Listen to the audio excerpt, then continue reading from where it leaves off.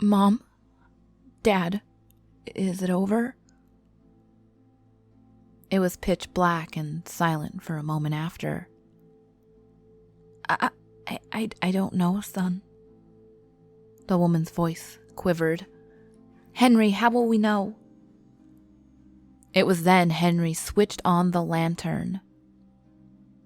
He was blinded momentarily, and when his sight came to, he saw his wife and son huddled in front of him, tears rolling down their cheeks.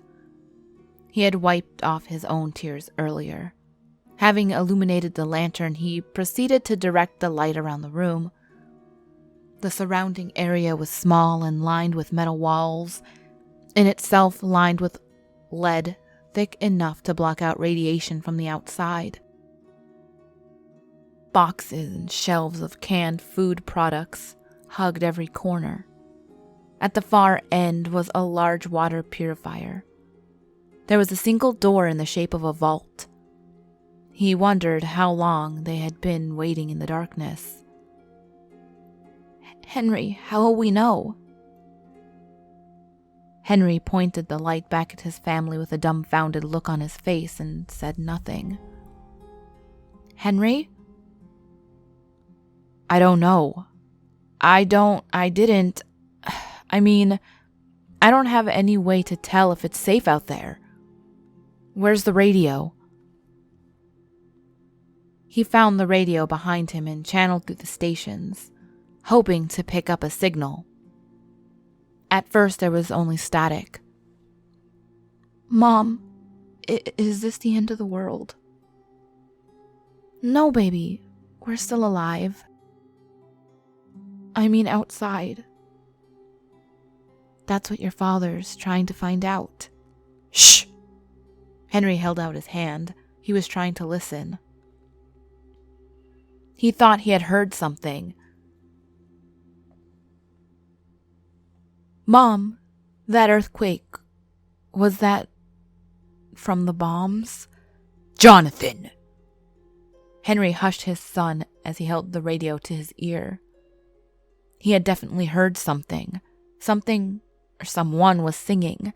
It was faint, hidden in the static. Jonathan opened his mouth, but his mother smothered him. There! Henry jolted. There! Did you hear it? They all drew closer and a faint singing emerged.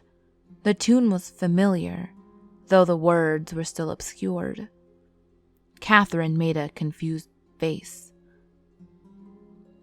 Happy holiday? What is it, Catherine? Is that what they're saying? I think so. I think it's the Happy Holiday song. Henry gave an odd expression. You mean Bill Crosby, Happy Holidays? Bing Crosby, yes, definitely. The static cleared and the song could be heard much more clearly. Bing Crosby's Happy Holiday was playing. Their son whimpered. Does that mean nothing happened? I'm not sure, son. But what about the shaking earlier, the earthquake? Calm down, son. We don't know. Henry turned to Catherine and motioned to the vault door. Honey, should we? I don't know, Henry. We don't know what this means. What if the signal is still running in the air before it happened and we're just picking up residue? Henry lowered the volume. That's true. Also, it's a strange thing to play after what happened, even if nothing happened. You would think there'd be a national broadcast signal directing us what to do next. There, they waited, hoping for some sign from the outside world, a radio signal with instructions, some knock from the other side of their vault, reassuring them that the outside world was okay, anything.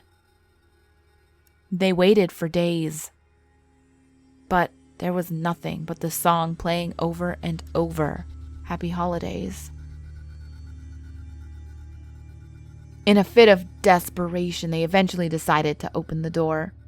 Realizing whatever reality existed outside of that room, they would have to face it sooner or later. Henry had a shotgun just in case. If it were only radiation, he thought, then the fallout should have settled by now. He told his family to move to the back of the room behind the water purifier. When they did, he reached for the door. He began to turn the wheel lock. Happy holidays ended and there was a momentary silence. "Henry?" Catherine yelped. Henry looked at her, then the door, and opened it. A bright light shot through the entrance and they all covered their eyes. It was too bright. When his eyes adjusted, Jonathan saw his father disappear into the light and begin to walk toward it himself. His mother held him back, but he pulled her forward. Happy Holidays began to play again. Jonathan slipped out of his mother's hand and continued into the light. She ran for him, and before they reached the door, a large shadow overcame them. "Son, Catherine, everything is all right." They were outside, just having emerged from the underground. All around them was green grass and trees in their house. Everything looked in place. Up ahead, they can see the town. Nothing had been disturbed. "Henry, Henry, everything is fine," Catherine cried. She was overjoyed. They had entered their house and noticed the electricity still ran. Henry began to make some phone calls. Catherine turned on the television and Jonathan ran upstairs to his room. Henry held the phone to his ear while examining the interior of his house, checking for damages the eruption or earthquake or whatever it was that happened earlier might have caused. There were none that he could see. Catherine turned to Henry. "Honey, anyone answering?" "No, no one. They're probably still hiding in a shelter. What does the news say?" "Nothing. None of the channels are working." She was flipping through static. Henry was still waiting on the phone when he said, "Maybe the stations are all down. Check the radio again. See if there's a national broadcast or something." She did as he said and walked off. He had dialed a couple of different numbers, to no avail. He called the cops, called City Hall, called the hospital, called neighbors and friends and his boss. Nothing. "Honey, anything on the radio?" He heard Happy Holidays getting closer and closer, and his wife stood with the handheld radio. "Henry, this is all they're playing." "What about the radio in our room? All the channels?" "Yes, all the channels. I turned the other radios. They're all playing the same thing. There's no other signals. They're all only playing this. It's looping over and over." Concern swelled in Henry's throat. No one is answering. Honey, I think maybe the stations are all down. We might be among the first to emerge. I need to go to town and see if anyone else is out and about. Hopefully the National Guard is around. I'm taking the truck. You stay here with Jonathan. And do not let anyone that you don't know in here. Unless it's the police or the army. He ran to his room and came out with his shotgun and pistol. He gave the shotgun to Catherine and stuck the pistol in his holster. "Baby, no one. I need to make sure it's safe first. Stay with Jonathan." She nodded and locked the door after he left. She looked around and noticed she had not heard from Jonathan in some time. "Johnny? Johnny?" No response. She made her way up the stairs into the second-floor hallway. At the end of it, her son's room door was wide open. She walked to it, calling his name one last time. She entered his room. A A scream of horror and a shotgun shot reverberated through the house, but Henry had already driven too far to hear it. Henry was driving slowly through the neighborhood. He was deciding whether to meet his neighbors at their vault or whatever area of precaution they took, or go straight to town hall where the police station and army recruiter's office could be reached. He decided on the latter. He had to make sure everything was safe before he got anyone else out. There wasn't a single soul in sight. It unnerved him, despite understanding the circumstances. He turned on his radio, but it was all static, with the exception of that one station looping Happy Holidays. He turned it off and thought to himself, those goddamn Soviets. The town was empty. Nervous, he drove faster. He began to think about the impending war. He thought about having to hide in that vault, and the massive eruption earlier that surrounded them. What was it? He wondered. What caused that eruption? It felt like an earthquake. The buildings in town were still standing, so it must not have been that strong. Maybe it was a natural earthquake. Maybe that's what scared everybody enough to remain in their vaults. Maybe that's why everything is so quiet. Was I the only one brave enough to venture out? He let out a nervous laugh. He thought of his family. He thought of the day before the sirens rang, how he had gathered his family in his son's room upstairs, huddled them together and promised that he would take care of them. He remembered his shotgun in hand. He remembered the tears on his wife's face. Henry slammed on the brakes. The brakes let out a loud screech as the tires scraped across the pavement and the truck shot its nose forward and then violently shot back. Henry bounced and swung violently in his seat, but in that whole time he did not blink. 100 feet ahead of the truck, Henry saw something beyond comprehension. He could not even have uttered a word if he tried. There was no way to describe it. Terror beyond words. He immediately turned around the truck and sped off, hoping whatever it was hadn't seen him. There was a single truck on the road, its tires screaming and swerving. It ran straight towards the Mercer's residence, a small family of modest means. The man of the house, Henry Mercer, worked for the government in a classified capacity and met his wife, Catherine, at one of the department's New Year's Eve parties in Delaware.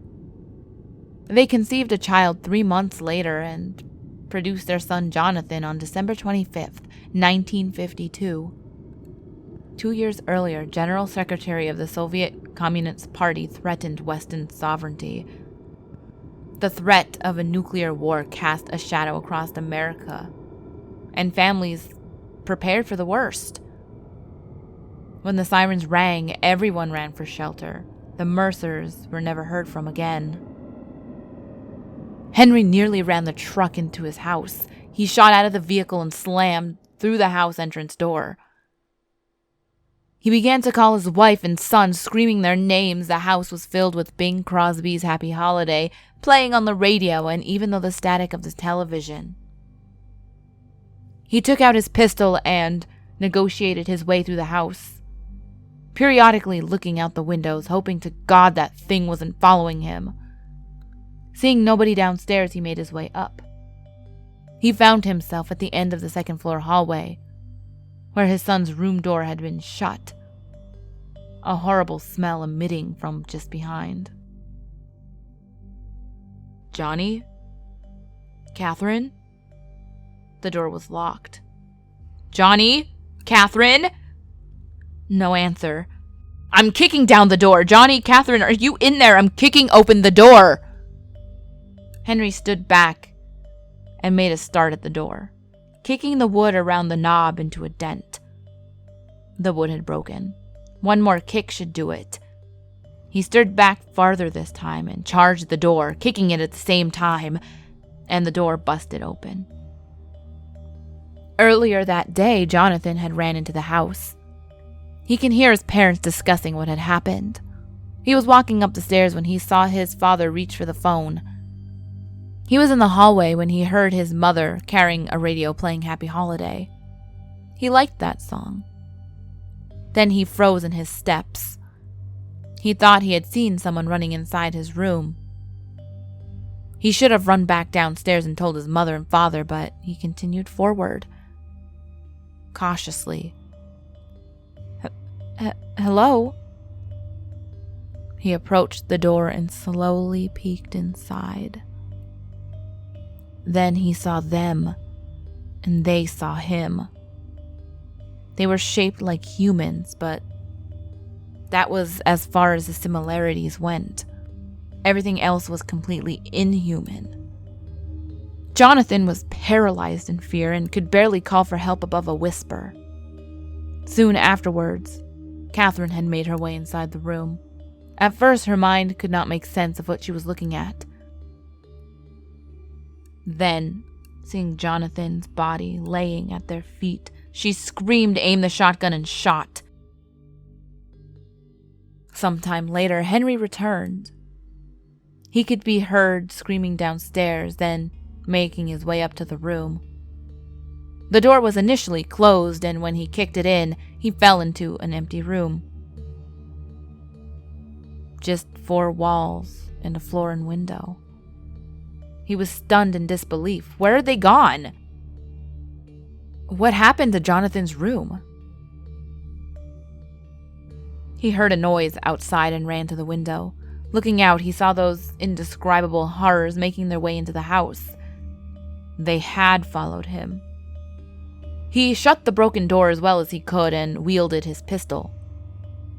Panic overtook him as he rushed to the furthest corner of the door. He can hear the doors and windows downstairs crashing open. Those things were inside of the house. Their crawling and scratching could be heard between the walls, and a horrific scream emitted from them. Henry can hear them making their way upstairs, and at the moment, he kicked open the window to try to escape. But the horrors, those things beyond description, rushed into the room and smothered his screams. He didn't even get a single shot out. Ultimately, nuclear war was dissuaded and both superpowers reached an agreement. The Soviet Union later dissolved. Today, no such looming danger exists on that level. Neither do the Mercers exist anymore. There's another family there now, the Moores. Frederick Moore had purchased the house from the government at a reasonably cheap price. It was a single-story home, though a shallow alcove near the entrance was evident that a staircase once stood there. The roof was brand new. Outside, a large patch of grass was discolored. The ground sank when you watered it. Frederick asked the neighbors if anything was once buried there. They were hesitant, asking Frederick if his realtor had explained the house's history, and he shook his head. So they proceeded to tell him the story. The story was, and Frederick realized why the house was sold for so cheap. The previous owner had committed a murder-suicide, along with his family, and they were found buried there with some cans of food and a radio. Frederick reiterated for clarity's sake. So the previous owner killed his family and then himself, and they were found buried here.